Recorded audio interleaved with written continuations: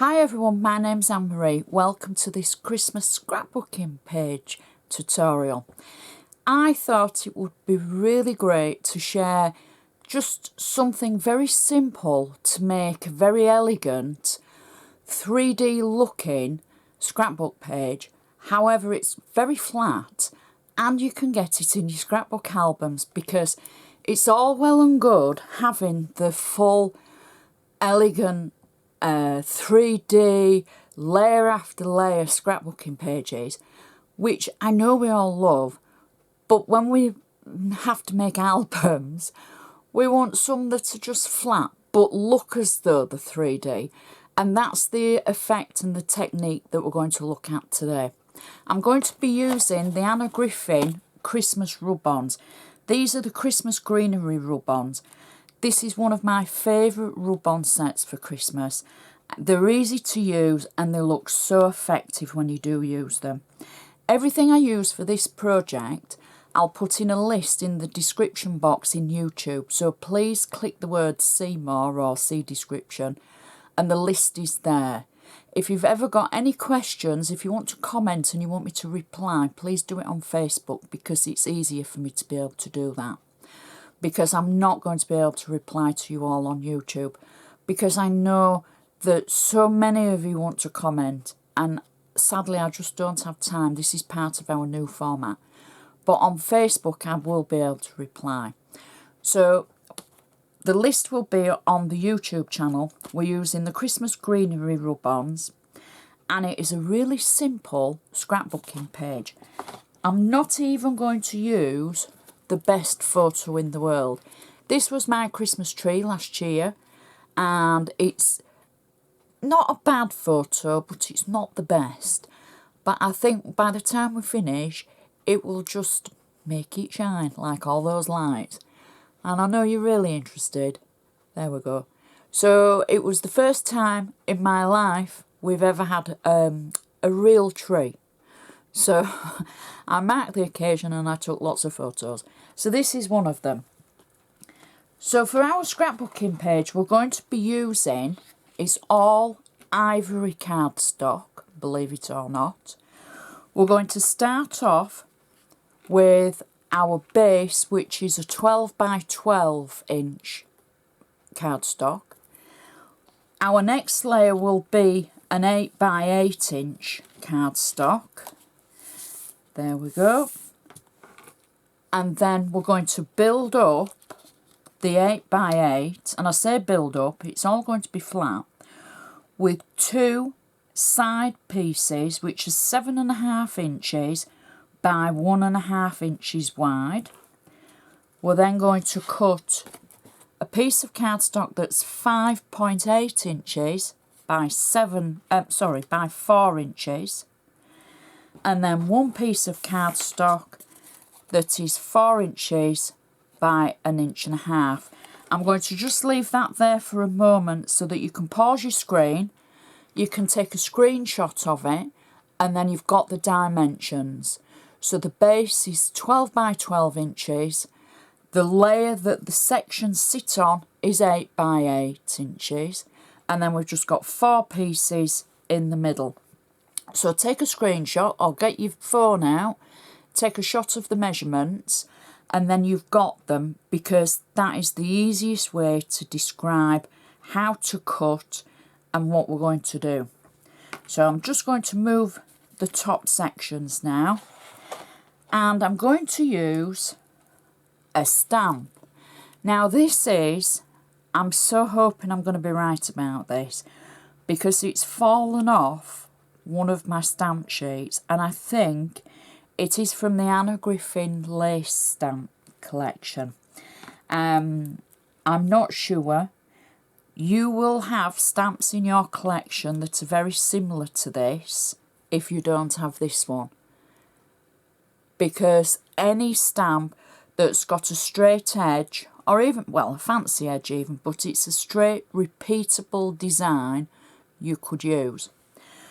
So I'm going to start off, and on a scrap piece of paper, I'm just going to stamp my stamp a couple of times to make sure it's stamping nicely. I'm using black Stays On ink, and just stamp that, and that does look like a good impression that it's given, so we'll just do it one more time. So yep, that's great. So I'm going to take my 12 by 12 piece of cardstock, and I'm going to ink my stamp. Don't worry if you're thinking, oh, she's not zoomed in. You'll get what we're doing. I'm not going to go into the corner because this is a quick and easy scrapbooking sheet page. I'm going to stamp approximately an inch away from the edge of the actual 12 by 12 page, and then I'm going to leave a gap. Just, you can leave whatever gap you want. I'm going to leave about an inch. There we go. They don't even have to be even. That's the beauty of this. I'm then going to stamp again. There we go. And I'm going to just stamp again. There we go. Turn my page round. Now I'm not going to do all of this, but I want to just show you the effect. So one more, because we're not stamping into the corner, about an inch up. We're not even going to mitre the corners. So that's, imagine we've done all the page like that. Just try and get them a little bit straight, doesn't matter. We're not the scrapbooking police. We're not going to come and say, oh, look, you haven't stamped that perfectly. So I think the message is just stamp it. We're going to take our rub-ons and we're going to pick one that we like. So mine are very well loved. Actually, I think I'll start with that one because I really do like the ferns. I know we've just had a project, a Christmas card with the greenery on. So I've simply cut it out because I want you to see how I use them. I don't want you to think, oh, I don't know how to use rub-ons. Well, they're nice and simple. They give a great effect. Now, the one tip that I can give you is warm your rub-on up. Just put it in your hand for a few seconds. Warm it up because if they're cold, they might not rub on fully. They should do, but they might not. There's always that chance. So I'm just going to turn that back round and I'm going to pick a gap. So I'm peeling the rub-on away from the backing sheet, and I'm thinking that's going to sit nicely in that gap between the two lace sections. I'm going to take my bone folder and I'm going to start rubbing. Now, you might be an advanced crafter and you might have an embossing tool. So you might want to just rub your embossing tool all the way around. Make sure you go over the edges and keep going. And go all the way around. And I have to admit, I use my bone folder because I just find it easier to hold if I have to keep rubbing for a long period of time, which you shouldn't do. Then we're going to just start to peel the top layer off, just slowly, and we can see if that rub-on has actually transferred onto our cardstock. So this actually has. Just give it one more rub for those little fern ends and pull it away slowly. If you find you've got a section that hasn't rubbed on, just because you're not pulling it straight off, you can just go back to it. There we go. So I don't think it matters whether you pull it towards you or away from you, But if you pull it away from you, you can see if it's gone on to your cardstock, like that. So that's just gone over the edge between the two stamped images that we did. The next thing that we would do is do that all the way round the actual cardstock. And as if by magic, I have one here.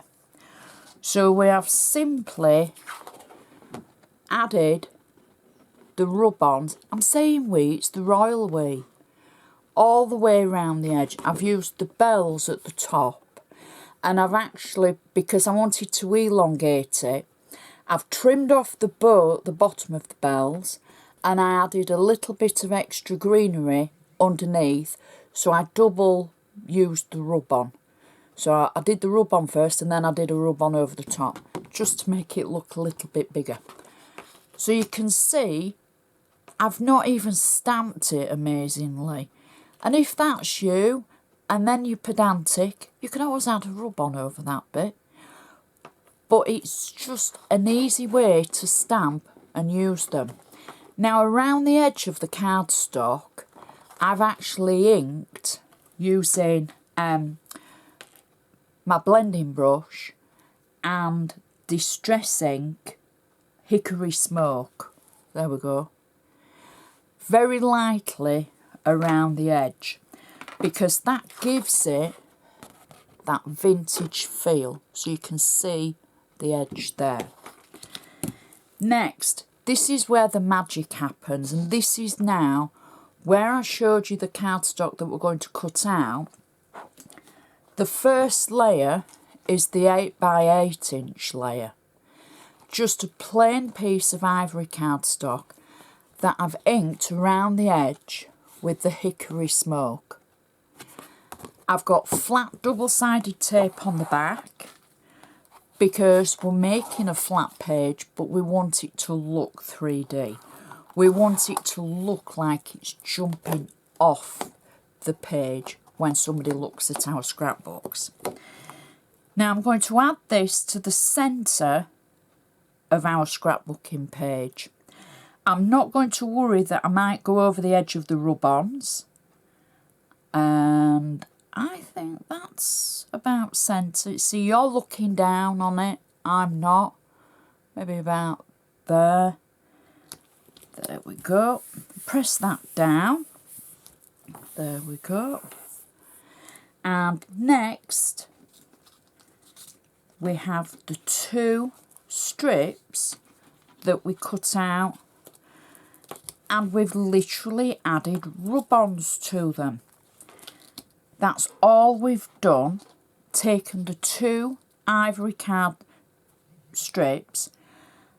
I've done them symmetrical, and I've inked the edges, and I've made sure that the edges are tapped with a black ink pad as well. That will give it the effect of jumping out even more. I've got flat double-sided tape on the back, and I'm not going to stick them down quite yet, because I want to make sure we're in position for our other layer. Now, I'm saying our other layer, for the photo, I want to make sure we've got enough gap between everything. So for the blank section, I think it was 5.8 inches by 4 inches, a plain piece of ivory cardstock. Again, I've used the Hickory Smoke Distress Ink, and I've tapped the edge with the black Stays-On ink. I've got flat double-sided tape on the back. I'm just going to peel the back of that away. And I'm going to position this so that then I know where to put the side panels. Now, it's not imperative that you get everything in a perfect line. It really doesn't matter. However, I just want to make sure I'm married up as much as I can be. So now I can put the two strips on the page. So you can see I've just simply added 3 rub-ons. I've gone over the edge a little bit with the rub-ons and then just trimmed it away. Inked the edges, added the stays on. That's the most important bit really, adding the stays on right on the tip of the cardstock, because that gives it the effect that it's like a shadow. So I've got double-sided tape on the back. I've simply peeled the back of this away, and I'm just going to place this on our centre panel like so.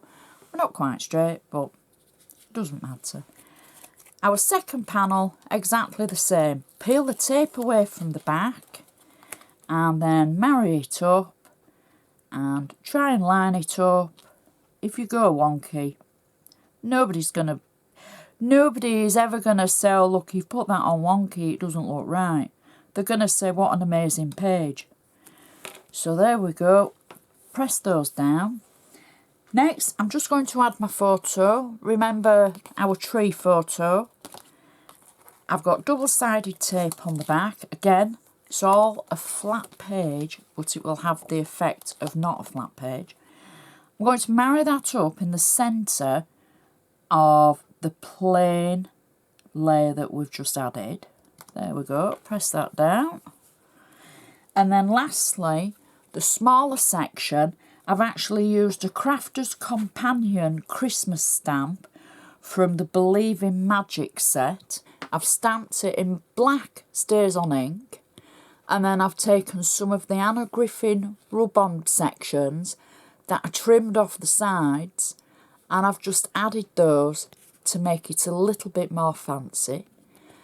Again, I've used the hickory smoke around the edge, and I've tapped the edge with the stays on black ink to give it that shadow effect that we're looking for. Flat tape on the back, and I'm simply going to marry that up underneath our photo like so. Press it down, make sure it's all pressed down, and that is our page finished. And look, it's flat, but when you look at it from a distance, it has that 3D look, and it will fit in your scrapbook albums. You could use this effect with any of your rub-ons, whether it's the floral, obviously you won't be creating Christmas with the floral, but maybe some beautiful holiday photos or photos of your friends, and just use this effect and use the technique to create something for your album. So I hope you've enjoyed this. I hope it's given you a little bit of a different insight into creating something for a scrapbook. You don't have to do it 12 by 12, you could do it 8 by 8 inches. Maybe you're a beginner, maybe it's something that you'd like to get into. Give it a try. As I say, nobody's ever going to come along and say, oh, that's terrible, do it again. Because it's your creation, it's your imagination. And I just want to show you the techniques that you can use for you to be creative. So thank you so much for watching. I hope you've enjoyed it. Give me the thumbs up. I forgot to say that on our last one because I'm out of practice. Give me the thumbs up. Please share this with your crafty friends. And I shall see you next time.